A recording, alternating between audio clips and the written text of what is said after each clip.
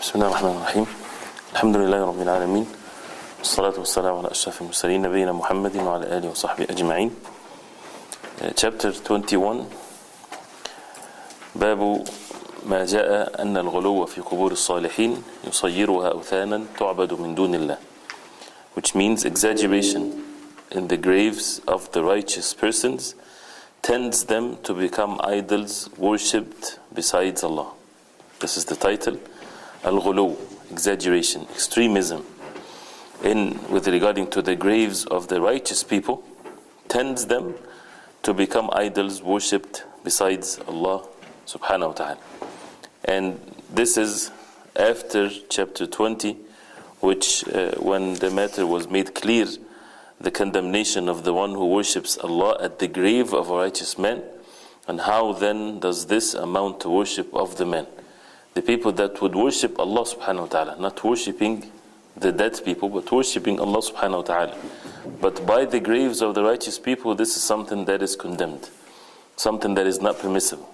So then the next chapter is in sequence, that those who are in extremism, exaggeration, with regarding to the graves of the righteous people, it tends to make these righteous people, after generations, they would be idols worshipped besides Allah subhanahu wa ta'ala.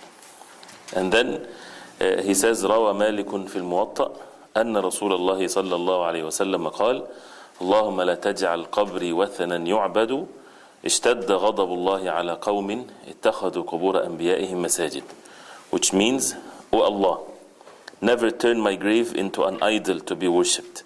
Allah's wrath intensifies on a people who turn their prophets' graves into masajid, into places of worship.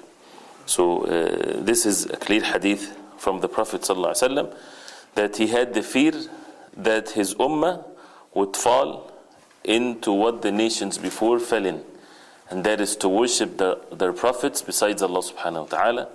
And worshipping the prophets meaning that they would make a ibadah, even one ibadah, one act of worship to the Prophet and not to Allah subhanahu wa ta'ala, like the dua, like the slaughtering, like the vow, like whatever ibadah that would be. So how did that happen? Is the exaggeration, is the extremism that leads them to such a disaster, which is the shirk, worshipping other besides Allah subhanahu wa ta'ala. And this is basically the sunnah of Allah on earth, that people, most of the human beings, they are forgetful about the end results of their actions, right? So they might do something, they don't see where this is leading them to. So that's why it's enough for them to be submissive to the orders of Allah and the Messenger sallallahu alaihi wasallam. They don't need to look ahead.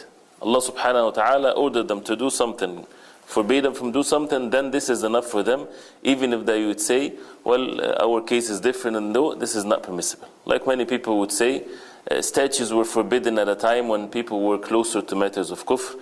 Now it's different, right? There is no difference. If it's haram, then it's haram. So here the hadith of the Prophet ﷺ states clearly this fact and saying, اشتد غضب الله, that Allah's wrath intensifies on people that they made the graves of their prophets masajid, places of worship, places where they pray in, places of worship that has been built, as it's mentioned in the previous hadith. What we benefit from this hadith? We benefit that al-ghulu meaning exaggeration or extremism with regarding to the prophets' graves would make it idols, worship besides Allah subhanahu wa ta'ala, as the Prophet ﷺ made dua to Allah subhanahu wa ta'ala not to make his grave as a wathan meaning an idol, to be worshipped besides Allah subhanahu wa ta'ala. Also, that from the exaggeration that the Prophet ﷺ forbade here clearly in the hadith, that when people would take the graves as a place of worship, and this is something that is widespread in the Muslim Ummah, they did not listen to the order of the Prophet ﷺ. They did the total opposite of it. And this is where the extremism, where the Prophet ﷺ forbade us from this, and that leads to shirk. And you go in any of these places where there is a grave being on top of it, a masjid, you would find the shirk. You would find people calling this place besides Allah subhanahu wa ta'ala, as exactly as the Prophet ﷺ said, which is in itself a miracle from the sayings of the Prophet ﷺ, that this matter never failed. Also, as the Shaykh mentions in the benefits, اشتد غضب الله, the wrath of Allah, the anger of Allah subhanahu wa ta'ala. So believing in this attribute of Allah subhanahu wa ta'ala in a way that fits the power and the majesty of Allah subhanahu wa ta'ala, that Allah subhanahu wa ta'ala is angry with those who do such a thing. يقول ولابن جرير بسنده عن سفيان عن منصور عن مجاهد أفرأيتم اللات والعزى قال كان يلت لهم السويق فمات فعكفوا على قبره. عليكم السلام ورحمة الله.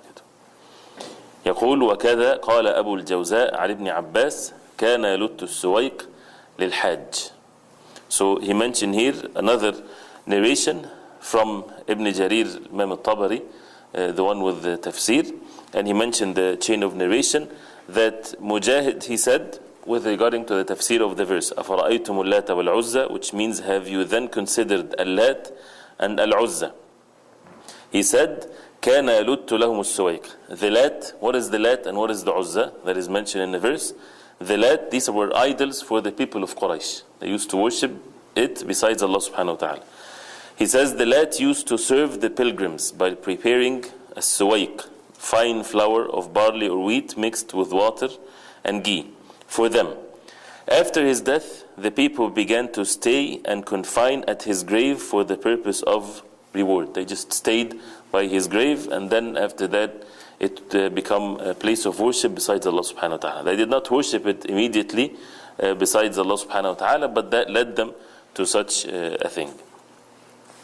He says the same was reported by Abu al-Jawza from Ibn Abbas radiallahu anhuma. Ibn Abbas radiallahu anhuma, he reported لعن رسول الله صلى الله عليه وسلم زائرات القبور والمتخذين عليها المساجد والسرج, which means Allah's Messenger صلى الله عليه وسلم cursed the women who visit the graves. He صلى الله عليه وسلم also cursed those who set up mosques, masajid, and lights over graves, those who have lights and candles or whatever there is over the graves. This hadith has been confirmed by Abu Dawood, Tirmidhi, Ibn Majah, and An-Nasa'i. So this hadith is also clearly, as Ibn Abbas he said, that the Prophet ﷺ cursed the women, those who visit their graves, and those who would take on the graves masajid, build on the graves masajid, and those who would have candles or lights or whatever there is by the graves, a way of extremism that would lead people to the worship besides Allah subhanahu wa ta'ala. The lights and all these things are exaggeration, extremism that would lead the person. This is the human nature. If he would go transgress beside the limits or outside the limits, not following the way of the Prophet ﷺ, the punishment on such a person that is innovating in the deen of Allah, that it would lead the people to shirk wal-'iyadhu billah. These things definitely lead to people's destruction with the shirk and so on. So the curse means that they are kicked out of the mercy of Allah as a result of this major sin that leads people to the worst sin, and that is to associate partners with Allah. We learn from this that it's not permissible to exaggerate when it comes to the graves, that we don't take it as places of worship, because the places of worship should be free from graves and so on. Graves are not places of worship. Also, it shows that it's not permissible to light the graveyard, right? Because this can lead to make it a place of worship. You keep it dark, you keep it look like it's not a very pleasant place, right? You don't want people to feel comfortable there, so that they can start worshipping the graves besides Allah subhanahu wa ta'ala. It's something that should remind people of the hereafter. And we said before that, why do we visit the graves? Because the Prophet ﷺ ordered us for two reasons. One reason is that it reminds us of the hereafter, so it's for our own benefit. The second reason why we would visit the graves, to make dua to Allah subhanahu wa ta'ala for the benefit of the people, those who are dead. Not that we seek blessings from them. No, we make dua to Allah subhanahu wa ta'ala that He forgives them, and so on and so forth. So these are the two reasons why a person would visit a grave. Other than that, it's not permissible to take it as a place of worship, or to think that the worship there is more rewardable than other places, and all of these types of things. Also, the extremism in regarding to the graves, if there is no shirk being involved, still it's something that is haram, it's a major sin. Even if the person did not do any acts of shirk, it is haram. Why? Because the Prophet ﷺ forbade us of such a thing. Why it is not permissible for us to pray there? Because of the fear that shirk will be committed, not because that it's impure as some people thought, and they twist the meanings here. Although in many ahadith it would mention the maqbara with the places of like the hammam, the toilets and things like this.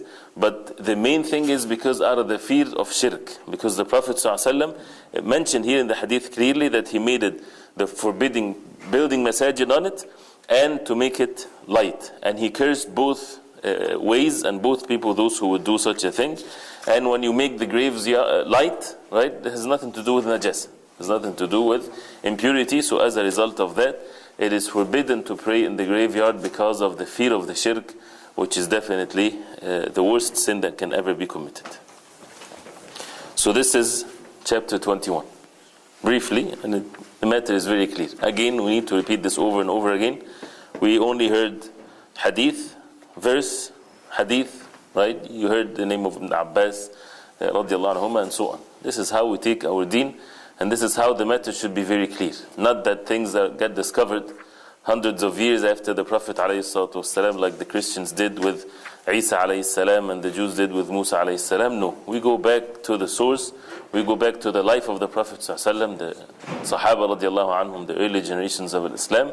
This is the deen, not the deen that get invented. Whereas at the time of the Prophet ﷺ and the Sahaba radiallahu anhum, there were masajid with graves and people build the masajid on top of the graves and all of these things. It was never the practice of the Prophet ﷺ or the Sahaba. This came later when the Fatimis and the like of them, they start spreading these